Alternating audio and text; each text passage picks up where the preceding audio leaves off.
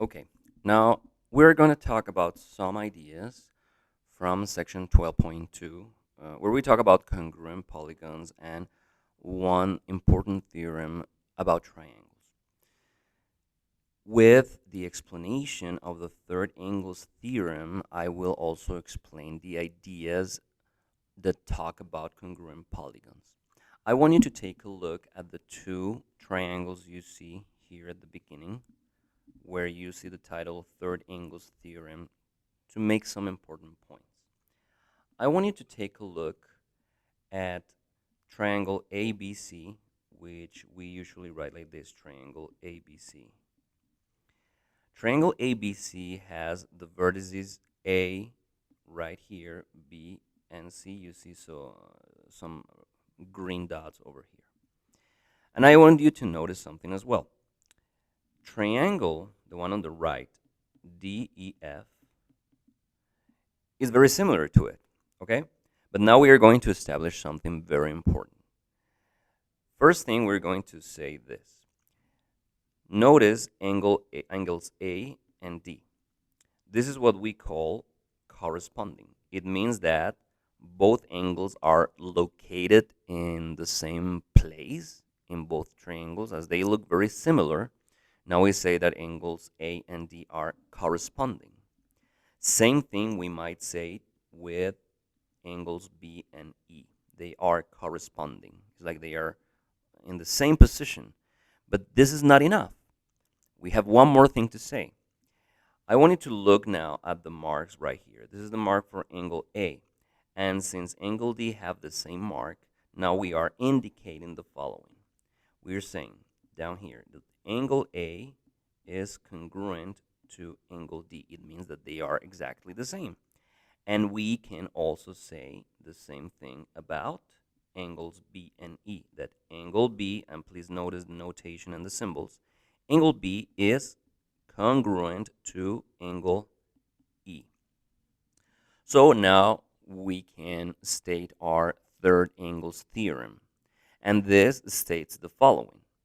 We can say that if angle A is congruent to angle D and angle B is congruent to angle E, then here comes the conclusion, then angle C is congruent to angle F. And that is going to be useful for us in order to solve some of the exercises. We can take a look at the exercise we have here. When in this practice we have, and again I want you to take a look at the marks right here, and here. The first thing I want you to take a look at is that triangle XYZ is an isosceles triangle because it has two congruent segments, XZ and ZY. Here, these two, okay? But also, and at the same time, please notice that segment XZ, okay, is corresponding to segment what? Segment TS on the other triangle. That, and actually we have to write this. So now segment ZY is corresponding to segment. Actually, I should do it in the right way, and it's not TS. XZ is corresponding to TR, and ZY is corresponding to TS. Okay? Also, I want you to notice that angle Y is corresponding to angle S on the other triangle. But here's one more thing. Since they have the same marks, it also means that XZ is not only corresponding, but they are also congruent. XZ is congruent to TS. Okay, they have the same measure. If I can say that, I can also say, I'm going to write it in black. What is the length of XZ, the measure? It is 15, as you can see. I'm circling it right here. And what is the measure of the segment TS? It is 3x plus 9. So in this case, the practice exercise is asking me to find the values of y. I can find them, okay? So for the first one, for the first situation, I am using the congruence theorem to say, well, the length of xz is 15, and it has to be the same as the length of ts, which is 3x plus 9. Now we just set up an equation that, as usual, can be solved using our usual procedures, right? Like combining like terms as necessary and doing reverse operations. So in this case, as usual, we subtract 9 on both sides, and we have a 6 equals 3x.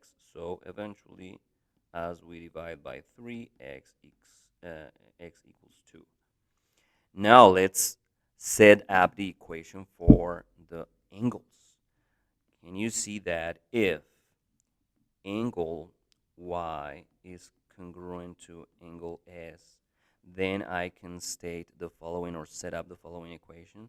The measure of angle y is 2x minus 20, and that equals to the measure of angle s, which in this case is 30. Again, we have an equation, and we just have to solve for x. Now it makes things easier, right? So we have 2x equals 50, and then x equals 25. I'm just skipping some parts of the process, okay? And we're done, okay? This is all about section 12.2. Let's move on.